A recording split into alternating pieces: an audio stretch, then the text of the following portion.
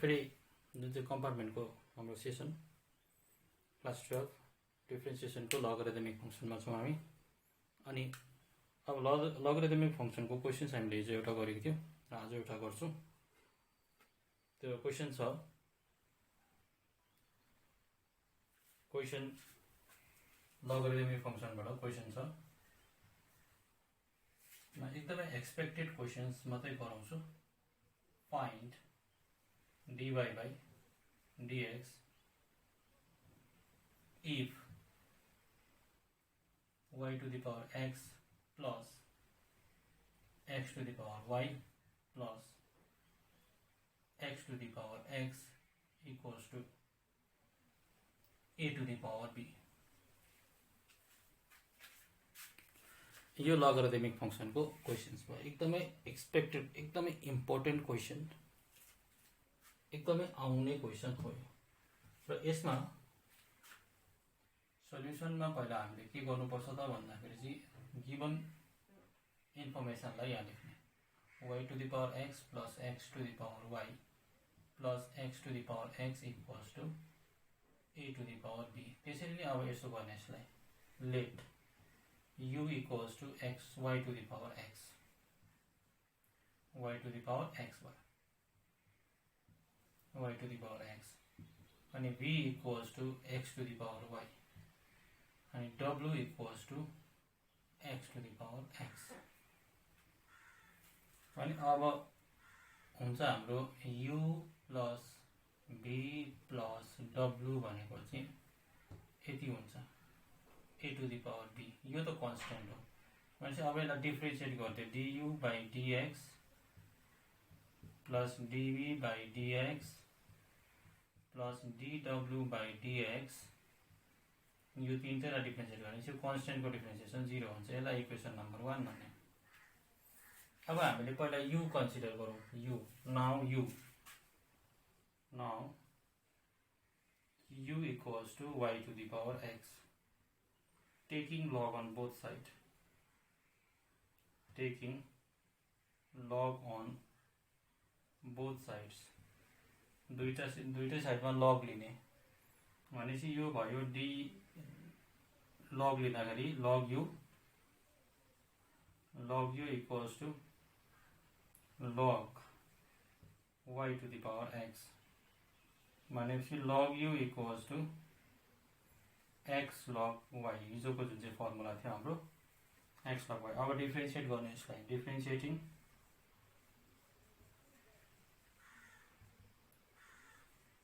differentiating with respect to x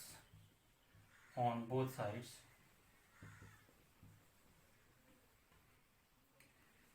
ddx of log u equals to, here is the product rule, first function differentiation of second function plus second function differentiation of first function, यहाँसम्म भयो। अब यसमा लग you को differentiation हुन्छ 1 by u du by dx, फेरि u लाई पनि differentiate गर्नु पर्यो, x भइहाल्यो, x differentiation of 1 by x is 1 by x, differentiation of log x is 1 by x, तर यो y लाई पनि डिफ्रेन्सिएट गर्नु पर्यो, dy by dx प्लस यो log y,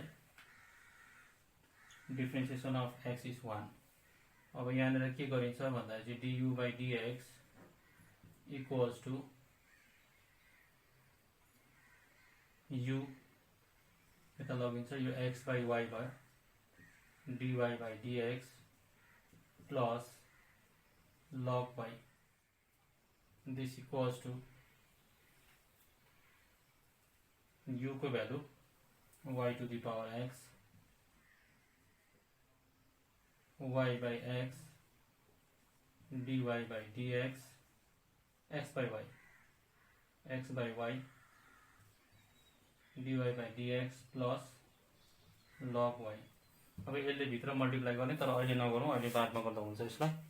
त्यसरी नै अब हामीले के गर्नु पर्यो त भन्दाखेरि चाहिँ v इक्वल्स टु और v equals two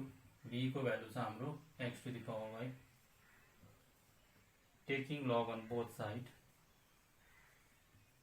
taking log on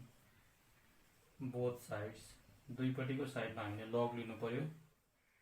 हुन्छ log v इक्वल्स टू अघिकै फर्मुला y log x लेख्न सकिन्छ सिधै किन भन्दाखेरि पहिला लेखिन्छ log x to the power y अनि log x to the power n भनेको चाहिँ n log x हुन्छ अब differentiating both sides with respect to x differentiating both sides with respect to x गरे भने यो हुन्छ 1 by v dv by dx हुन्छ जसरी हामीले log u लाई गरेको थियो त्यसरी नै गर्नु पर्यो यहाँनेर product rule first function ddx of log x plus log x dy by dx त्यसरी नै dv by dx equals to यो v लाई उता पठाइदिउँ मल्टिप्लाई क्रस मल्टिप्लाई v यो y हुन्छ differentiation of log x is 1 by x so y by x plus log x dy by dx त्यसरी नै dv by dx equals to v भनेको कति हो भन्दाखेरि चाहिँ x to the power y y by x plus log x dy by dx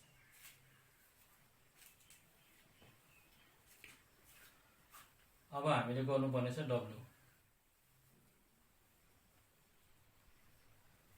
w equals two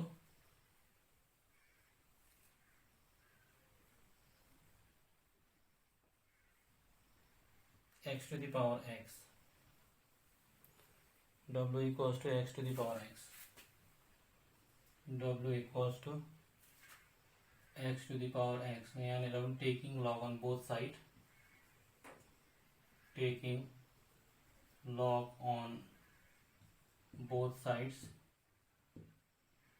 so log w equals to यो पनि x log x हुन्छ x log x भयो अब यसलाई डिफरेन्शिएट गर्ने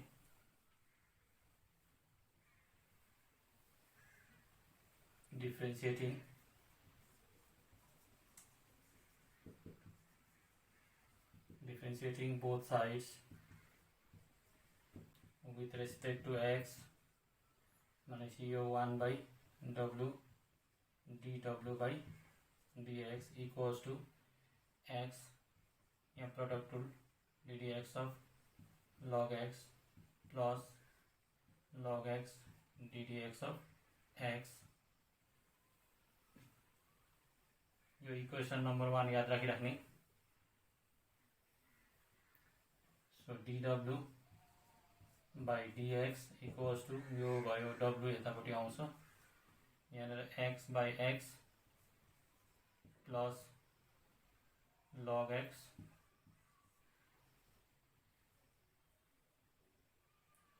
dw equals to dw by dx equals to w भनेको x to the power x छ यहाँ 1 plus log x अब के गर्ने भन्दा चाहिँ भ्यालु पुट गर्ने इक्वेसन 1 मा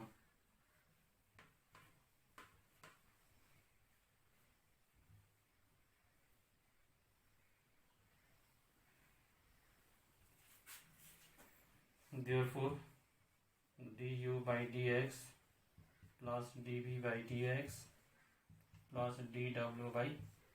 dx equals to 0 छ हाम्रो equation 1 so du by dx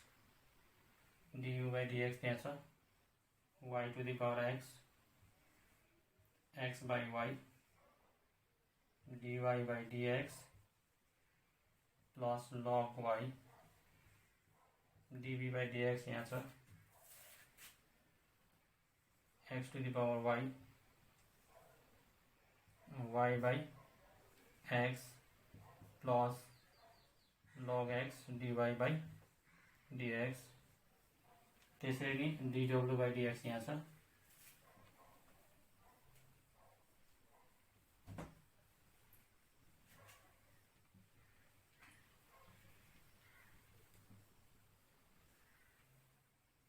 plus dw by dx is x to the power x 1 plus log x equals to 0. अब चाहिँ हामीले मल्टिप्लाई गर्नुपर्छ यसलाई,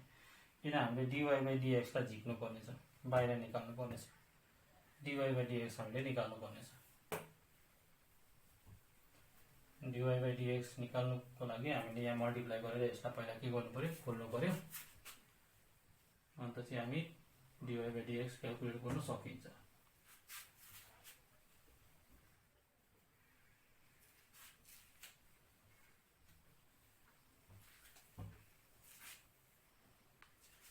Now multiply यो र यो मल्टिप्लाई गर्दाखेरि xy to the power x minus 1 यो मुनिको पनि माथि आउँदाखेरि dy by dx plus y to the power x log y यसलाई पनि plus y x to the power y minus 1 किन यो माथि आउँदा minus 1 हुन्छ, plus x to the power y log x dy by dx plus यसलाई पनि multiply गरिदिराखौँ x to the power x plus x to the power x log x equals to 0. अब हामीले यो dy by dx लाई लेफ्टपट्टि राख्ने, अरु सबैलाई राइटपट्टि लैजाउँ। x y to the power x minus 1 dy by dx plus x to the power y log x dy by dx equals to right hand side में यो जाँदैछ minus y to the power x log y minus y to the power x y x to the power y minus 1 minus x to the power x minus x to the power x log x. अब यहाँ dy by dx common हुन्छ, x y to the power x minus 1 plus x to the power y log y dy by dx, यहाँ minus common ल्याउँ, y to the power x log y plus y x to the power y minus 1 plus x to the power x plus x to the power x log x. अब यसलाई यहाँ मुनि लगिदिउँ, dy by dx equals to minus y to the power x log y plus y x to the power y minus 1 plus x to the power x plus x to the power x log x divided by जो भयो x to the power x y to the power x minus 1 plus x to the power y log y, यो चाहिँ differentiation भयो। यो चाहिँ थियो हाम्रो लगरिथमिक function. अब म अलिकति प्यारामेट्रिक फंक्सन स्टार्ट गरिराख्छु र नेक्स्ट क्लासमा म प्यारामेट्रिक फंक्सन र सेकेन्ड अर्डर डेरिभेटिभ्सबाट क्वेशन्स गराउँछु र हाम्रो च्याप्टर सकिन्छ।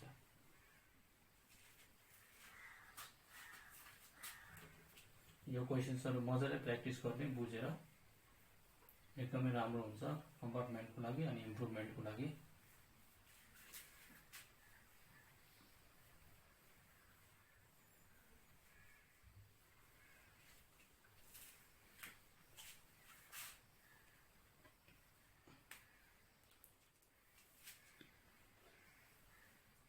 Parametric function. Next topic is parametric function. Derivatives of function of parametics. Derivatives of function. Derivatives of function in parametric form. Parametric form. Parametric forms. अब यो कुरा त स्कुलमा पनि अलिअलि पढेको छ। प्यारामेट्रिक फर्ममा भएको जुन चाहिँ फंक्सनलाई चाहिँ कसरी डिराइभ गरिन्छ, कसरी डेरिभेटिभ्स गरिन्छ भन्ने कुरा। अब यसमा हामीले प्यारामिटर हेर्नु पर्यो। What are the parameters? Parameter भनेको चाहिँ हामीलाई यसरी दिएको हुन्छ एक्स वाई त हामीले भेरिएबल यो अगाडिदेखि पढ्दैछौँ अझै एउटा भेरिएबल थपेको हुन्छ एक्स वाई टी हुनसक्छ यो टी को जग्गामा थीटा हुनसक्छ एम हुनसक्छ जे पनि हुनसक्छ पी हुनसक्छ जे पनि हुनसक्छ यो चाहिँ थर्ड प्यारामिटर हो र तीनटा प्यारामिटरलाई चाहिँ हामीले डिफ्रेन्सिएट गर्छौँ एक्स वाई टी अनि एक्स वाई थीटा यो भयो प्यारामिटर तीनटा प्यारामिटर हुन्छ र एक्सलाई पनि डिफ्रेन्सिएट गरिन्छ विथ रेस्पेक्ट टु टी वाईलाई पनि डिफ्रेन्सिएट गरिन्छ विथ रेस्पेक्ट टु टी यसमा एक्सलाई डिफ्रेन्सिएट गरिन्छ यो थर्ड प्यारामिटरको आधारमा चाहिँ हामी डिफ्रेन्सिएट गरिन्छ त्यो चाहिँ प्यारामेट्रिक फङ्सनको डिफ्रेन्सिएसन हो र मैले एउटा इक्जाम्पल लिएँ अनि यहाँनिर चाहिँ हामीले के रुल युज गरिन्छ त भन्दाखेरि चाहिँ चेन रुल युज हुन्छ र जस्तै मैले इक्जाम्पल लिएँ एउटा इक्जाम्पल छ question if x equals to a cos theta and y equals to a sin theta यो सिम्पल इक्जाम्पल भयो अब मैले यसलाई डिफ्रेन्सिएट गर्दाखेरि सल्युसन यसरी गर्नुपर्छ dy by dx हामीले क्याल्कुलेट गर्नु छ भने dy by dt divided by dx by dt अथवा dx by d theta यहाँ थीटा छ dy by d theta divided by dx by d theta गर्नु जे छ यहाँ प्यारामिटर यदि t थियो भने यहाँ t थीटा को जग्गामा tt लगाइदियो अब x equals to a cos theta छ अब यसलाई डिफ्रेन्सिएट गर्दा विथ रेस्पेक्ट टु थीटा गरिन्छ राइट ह्यान्ड साइडमा थीटा छ भनेपछि dx by d theta निकाल्दाखेरि a बाहिर आउँछ d by d theta of cos theta त्यसरी नै a यो cos को डिफ्रेन्सिएसन हुन्छ माइनस a